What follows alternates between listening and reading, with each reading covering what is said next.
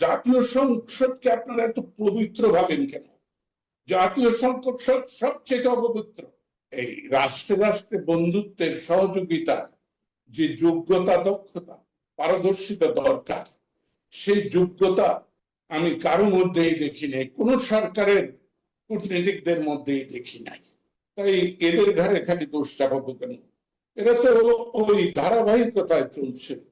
এবং আমরা সত্যিকার অর্থে আন্তর্জাতিক ভাবে মোকাবেলা করতে পারছি না। আলোচনা, আমাদের যে কাউন্টার পার্ট, তার সঙ্গে আমরা আলোচনা করে কোনো কিছুই অর্জন করতে পারছি না। তারা যা করুণা করছে, যেমন এই যে আমেরিকার সঙ্গে যে চুক্তি, এর ইংরেজিটা এরা বুঝেছে কিনা, ভাবার থেকে বুঝেছে কিনা, আমার তো সেটাই সন্দেহ। নইলে এটাতে দস্তখত করে কি করা? হ্যাঁ, নোবেল লরেটো অমুক তমুক বিশাল পণ্ডিত ব্যক্তি বলে। আব্দুল লতিফ সিদ্দিকী, আমি আপনার কাছে মানে এই মুহূর্তে যে বিষয়টা জানতে চাই, আমাদের বাংলাদেশকে কেন্দ্র করে যে ভূ রাজনীতির খেলা চলছে, সেই ভূ রাজনীতির খেলার জায়গা থেকে বাংলাদেশ আসলে এই মুহূর্তে কতটা ঝুঁকির মধ্যে রয়েছে অথবা সম্ভাবনার মধ্যে রয়েছে, আপনার কি মনে হয়? আমাদের এই এশিয়া মহাদেশকে, দক্ষিণ পূর্ব এশিয়াকে তছরিল করে রেখেছে। তো সেই ক্ষেত্রে আমরা অতিরিক্ত ঝুঁকির মধ্যে আছি। আর জীবনটাই তো ঝুঁকি, এবং রাষ্ট্রটা যদি সঠিকভাবে পরিচালন করা না যায়, সেটাকে আমি ঝুঁকি বলবো কেন, অযোগ্যতা বলবো। আমরা রাষ্ট্র বন্দোবস্তে আজও কিন্তু সঠিক পদ্ধতি গ্রহণ করতে পারিনি। রাষ্ট্র আর নাগরিকের একটা যে চুক্তি, সে চুক্তি কিন্তু রাষ্ট্র নাগরিকের সঙ্গে রক্ষা করছে না, বারবার চুক্তি ভঙ্গ হচ্ছে। তো রাষ্ট্র তো কোনো প্রাণ নেই, স্পন্দন নেই, অনুভব নেই।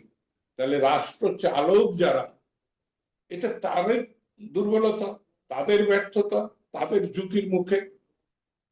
আমি দুঃখের সঙ্গে বলবো যে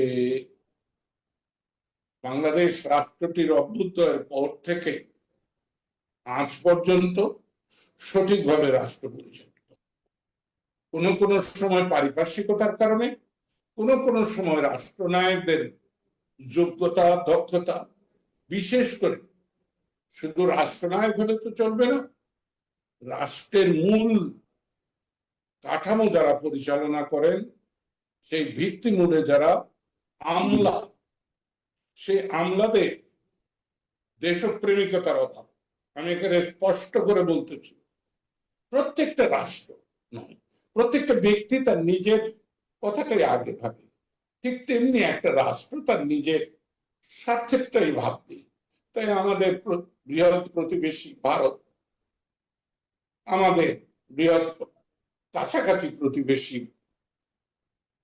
চীন, এদের যে স্বার্থের দ্বন্দ্ব, সেইখানে তো আমরা মাঝে মধ্যে পড়েই যাব।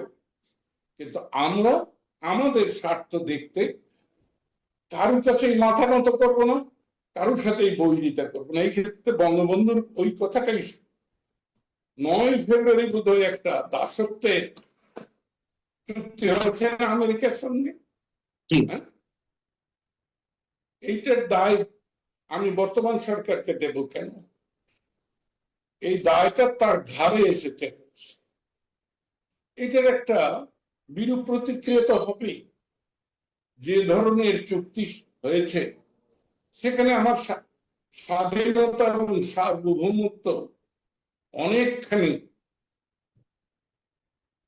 মর্যাদাহানি করা হয়েছে। সেটা নিয়ে এই সরকার চলতে শুরু করেছে। দেখা যাক। আজকে তো বর্তমান সরকার তো সেই চুক্তি থেকে বেরিয়েও আসছে না। ইভেন পার্লামেন্টেও এই চুক্তি নিয়ে কোনো আলোচনা এখনো পর্যন্ত হয়নি, বা এই ধরনের কোনো বিল উত্থাপিত হয়নি। সেদিক থেকে বর্তমান সরকারকে আমরা কতটুকু দায়মুক্ত রাখবো? ইউনূস সরকার করে গেছে, কিন্তু সেটি ধারাবাহিকতা তো এই সরকার বজায় রাখছে। এই ধরনের কূটনীতি কিন্তু প্রকাশ্য হয়নি। প্রকাশ্যে যাই বলা হোক, ভেতরে ভেতরে আপনি হয়তো স্বীকার করবেন, আমি দীর্ঘদিন যাবৎ রাষ্ট্র ব্যবস্থার সঙ্গে জড়িত, জি। তাই প্রকাশ্যে যে কথা বলা হয় ভেতরে কিন্তু তেমন না, চেষ্টা চলতে থাকে। আমি মনে করব যে এই সরকার, বর্তমান সরকার ওই দায়বদ্ধতা থেকে, বাংলাদেশের মর্যাদাহানিকর চুক্তির থেকে বেরিয়ে আসার জন্য অবশ্যই কাজ করছে। আমি এটা আশা করছি। আর যদি কাজ না করে তাহলে তো দেখাই যাবে 1-1.5 বছরের মধ্যে। আমি এই সরকারকে 1-1.5 বছর সময় দিতে চাই। কেউ কেউ সময় আর দেওয়ার সময় নাই ভাবে, হ্যাঁ, তা তারা ভাবতেই পারে। তারা তো পাকিস্তান রক্ষা করার ভাবনা ভেবেছে, হ্যাঁ, তারা তো নারী ধর্ষণকে ধর্মমতে জায়েজ বলেছে, হ্যাঁ। তাই তারা কি ভাবছে সেটা না, আমি ভাবছি যে এদেরকে আমি একটা সম্মানজনক গ্রহণযোগ্য সময় দেব। না, অবশ্যই দেওয়া উচিত, কিন্তু এখনো পর্যন্ত যে অবস্থা, তাতে আমরা চীনের সাথে সম্পর্ক উন্নয়নের চেষ্টা করছি, তাদের অর্থনৈতিক অংশীদারিত্বের জায়গা থেকে আমরা আরো বড় ঋণ প্রত্যাশা করছি, নানান ধরনের সহযোগিতা আশা করছি। আপনি যে চুক্তিকে, মার্কিন চুক্তিকে দাসত্বমূলক চুক্তি বলে অভিহিত করলেন, এটি এখন সবাই বলছে, গবেষণা প্রতিষ্ঠানগুলোও বলছে, সিপিডি থেকে শুরু করে নানান ধরনের গবেষণা প্রতিষ্ঠান। তো দাসত্বমূলক চুক্তি যদি হয়ে থাকে, সেটি চীন কিভাবে নিচ্ছে, এবং ভারত মার্কিন যুক্তরাষ্ট্রের সাথে দাসত্বের চুক্তি বা চীনের মানে বলয়ের মধ্যে চলে যাওয়া, এইগুলোকে কেন্দ্র করে ভারতের আচরণ কি হতে পারে? সবটাই বিপর্যয়কর হতে পারে, আবার সবটাই উত্তরানো যেতে পারে যদি আপনার যোগ্যতা থাকে, পারদর্শিতা থাকে, দক্ষতা থাকে, ঘটনার উপর আপনার নিয়ন্ত্রণ থাকে।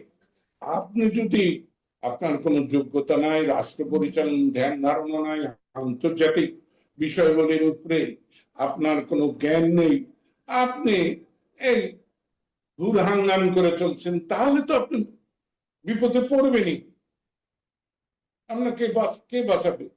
কে সেই আপনাকে? জায়গা থেকে সেই জায়গা থেকে বর্তমান সরকারের মধ্যে এই পররাষ্ট্রনীতি বিষয়ক বা কূটনৈতিক জায়গা থেকে দক্ষতা কতটুকু আপনি দেখছেন? এইবার ভালো কথাটা বলেছে, বর্তমান সরকার হবে কেন? আমাকে যদি দেশবাসী অনুমতি দেয়, আমি বলবো তো যে এই রাষ্ট্রে রাষ্ট্রে বন্ধুত্বের সহযোগিতা যে যোগ্যতা, দক্ষতা, পারদর্শিতা দরকার, সেই যোগ্যতা আমি কারো মধ্যেই দেখি নাই, কোন সরকারের কূটনীতিকদের মধ্যেই দেখি নাই। তাই এদের ঘাড়ে খালি দোষ চাপাবো কেন? এরা তো ওই ধারাবাহিকতায় চলছে, এবং আমরা সত্যিকার অর্থে আন্তর্জাতিক ভাবে মোকাবেলা করতে পারছি না। আলোচনা, আমাদের যে কাউন্টার পার্ট, তার সঙ্গে আমরা আলোচনা করে কোনো কিছুই অর্জন করতে পারছি না। তারা যা করুণা করছে, যেমন এই যে আমেরিকার সঙ্গে যে চুক্তি, এর ইংরেজিটা এরা বুঝেছে কিনা, ভাবার থেকে বুঝেছে কিনা, আমার তো সেটাই সন্দেহ। নাহলে এটাতে দস্তখত করে কি করে? হ্যাঁ, নোবেল লরেটো অমুক তমুক বিশাল পণ্ডিত ব্যক্তি বলে দাবি করে।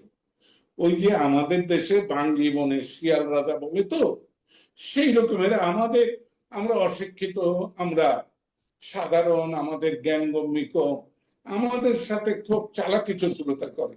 কিন্তু আন্তর্জাতিক মাঠে গিয়ে তারা কিন্তু 16 গোল খেয়ে আসে, বুঝছেন না? আমাদের ফুটবল টিমের অবস্থা যা, ক্রিকেট টিমের অবস্থা যা, আমাদের পররাষ্ট্র নীতি, আমাদের বাণিজ্য নীতি যারা প্রণয়ন করেন, আমাদের অর্থনীতি যারা প্রণয়ন করেন, তারা কিন্তু তাই আন্তর্জাতিক মাঠে তারা 16টা 20টা গোল খেয়ে যান। তাই আমরা সেইখানে পড়েছি। আমাদেরকে সাম্প্রতিক নিজেদের সময় সাম্প্রতিক সময় একটা বিষয় বেশ সমালোচিত হচ্ছে, বিতর্কিত হচ্ছে, প্রতিবাদ জানানো হচ্ছে, সেটি হচ্ছে জাতীয় সংসদ ভবনের দক্ষিণ প্লাজায় আহ যুক্তরাষ্ট্রের স্বাধীনতা দিবস উদযাপিত হলো, এবং সেই অনুষ্ঠানে, মার্কিন একটা জাতীয় অনুষ্ঠানে সভাপতিত্ব করেন আমাদের দেশের সংসদ সদস্যদের কেউ কেউ, এবং এটিকে অনেকে লজ্জাজনক বলে অভিহিত করছেন, একেবারে আমাদের আহ মানে দাসত্বমূলক যে মনোবৃত্তি, সেটির বহিঃপ্রকাশ হিসেবে দেখছেন।